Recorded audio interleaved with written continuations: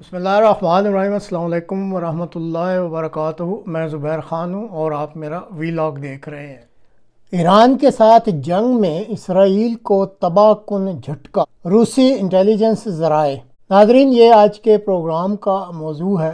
خواتین و حضرات، انگریزی میں کہا جاتا ہے کہ everything is fair in love and war, یعنی محبت اور جنگ میں سب کچھ جائز ہے۔ جب سے ایران کا اسرائیل اور امریکہ سے پیچا پڑا ہے، روزانہ سینکڑوں تجزیے سامنے آتے ہیں اور ہر تجزیہ مبالغوں کے کلابوں سے بھرپور ہوتا ہے۔ اسرائیل اپنے دعوے کرتا رہتا ہے اور امریکہ اپنے دعوے کرتا پھرتا ہے۔ جیسے صدر ٹرمپ نے آج 14 مارچ کو ہی دعویٰ کیا کہ امریکہ نے ایران کے تیل برآمد کرنے والے جزیرے خرج پر موجود پٹرول برآمد کرنے والے ہب یعنی مرکز کو ملیا میٹ کر دیا ہے۔ دوسری طرف ایرانی حکام نے ٹرمپ کے اس دعوے کو دیوانے کی بڑھ کہہ کر رد کر دیا۔ امریکی پینٹاگون کے مطابق اس جزیرے پر 90 اہداف پر بمباری کی گئی، لیکن تیل برآمد کرنے والی تنصیبات کو کوئی نقصان نہیں پہنچایا گیا۔ یہ ان کا دعویٰ ہے، پینٹاگون کا۔ اب امریکی صدر بڑکے مار رہے ہیں کہ سب کچھ ملیا میٹ کر دیا، اور ان کا اپنا پینٹاگون جو ہے وہ مختلف قسم کی بڑک مار رہا ہے۔ ایرانی افواج کے ترجمان اپنی بڑکیں مار رہے ہیں۔ بہرحال یہ چھوٹی سی تمہید اس لیے باندھنی پڑی کہ آج ہی مشرق وسطیٰ میں جاری کشیدگی کے درمیان ایک ایسی رپورٹ سامنے آئی ہے جس نے عالمی حلقوں میں بہرحال ایک ہلچل سی مچا دی ہے۔ روسی انٹیلیجنس ذرائع کی بڑکوں کے مطابق اس حیران کن تجزیاتی رپورٹ میں دعویٰ کیا گیا ہے کہ ایران کے جوابی حملوں میں اسرائیل کو غیر معمولی جانی اور اسٹریٹجک نقصان اٹھانا پڑا ہے۔ روسی ذرائع کے مطابق ایران کی جانب سے کیے گئے حملے انتہائی منظم اور مربوط طریقے سے کیے جا رہے ہیں۔ ان حملوں کا ہدف اب صرف فوجی تنصیبات ہی نہیں بلکہ اسرائیل کے دفاعی اور سائنسی حلقوں سے وابستہ اہم شخصیات بھی بتائی جا رہی ہیں۔ اس رپورٹ میں دعویٰ کیا گیا ہے کہ ان حملوں میں 11 ایٹمی سائنسدان اور اسرائیلی فوج کے 6 اعلیٰ رینک کے جنرلز بھی ہلاک ہوئے ہیں۔ اس کا مطلب تو یہ ہوا اسرائیل میں نہ صرف میدان جنگ میں بلکہ اس کی اسٹریٹجک ریسرچ اور دفاعی قیادت میں بھی ایک بڑا خلا پیدا ہو گیا ہے۔ اس رپورٹ کا ایک اور انتہائی حساس پہلو اسرائیل کی مشہور ڈیمونا نیوکلیئر فیسلٹی سے متعلق ہے۔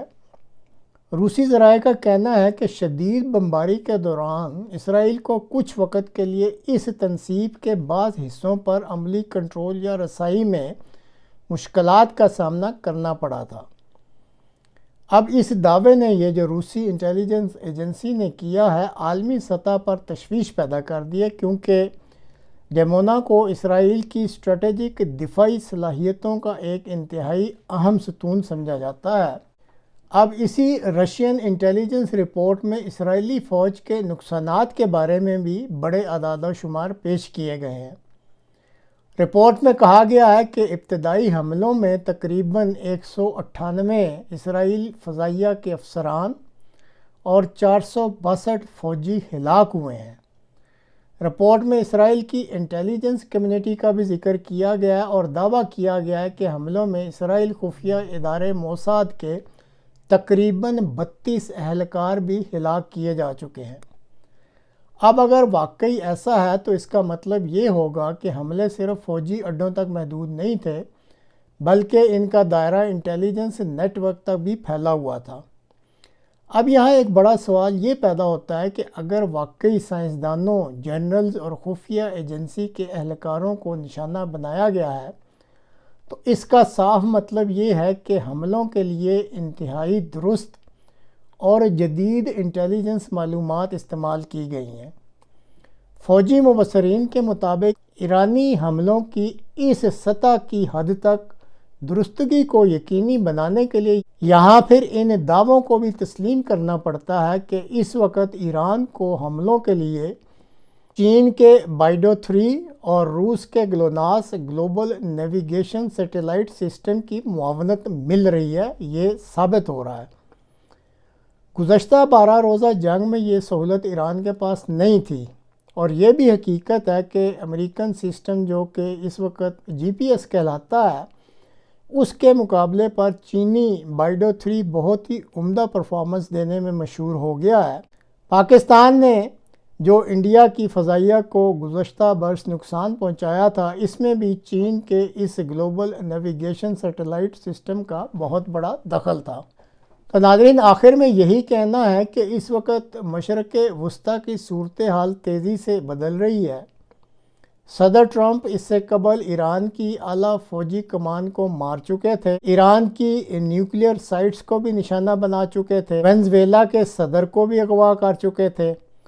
ان کامیابیوں سے لگتا ہے ان کا دماغ آسمانوں میں اڑنے لگ گیا تھا۔ ایران کے سپریم لیڈر اور ہائی فوجی کمانڈ کو منظر نامے سے ہٹا کر وہ سمجھ بیٹھے تھے کہ ان کے جو مقاصد ہیں ایران پر حملہ کرنے کے، وہ حاصل ہو گئے ہیں، لیکن وہ یہ بھول بیٹھے تھے کہ اس دنیا کے سب سے طاقتور حکمران صرف وہی نہیں ہیں، بلکہ چین اور روس بھی ہر میدان میں طاقتور ملکوں کی حیثیت میں اپنا کردار ادا کر سکتے ہیں۔ اور یہی وجہ ہے کہ امریکہ، اسرائیل اور ایران کی جنگ کا اب پانسا پلٹتا لگتا ہے، اور صورتحال اس نہج پر پہنچ چکی ہے کہ صدر ٹرمپ اور اسرائیلی وزیر اعظم ایران پر گولہ بارود کی بارش کر رہے ہیں، لیکن دوسری طرف ایران بھی ان دونوں ممالک کو دھول چٹا رہا ہے۔ ایران نے اس ساری صورتحال کے باوجود جنگ بندی کی شرائط صدر ٹرمپ کے سامنے رکھ دی ہیں، جو کہ کافی سخت ہیں، اور آج کی خبر یہی ہے کہ صدر ٹرمپ نے ان سب شرائط کو انتہائی متکبرانہ انداز میں مسترد بھی کر دیا ہے۔ تو ناظرین، اب دیکھتے ہیں اگلے دنوں میں کیا صورتحال سامنے آتی ہے۔ آپ بھی پلیز اپنے کمنٹس ضرور دیجیے گا، اور چینل کو سبسکرائب بھی کیجیے، ویڈیو کو لائک بھی کیجیے اور شیئر بھی کیجیے۔ اللہ حافظ۔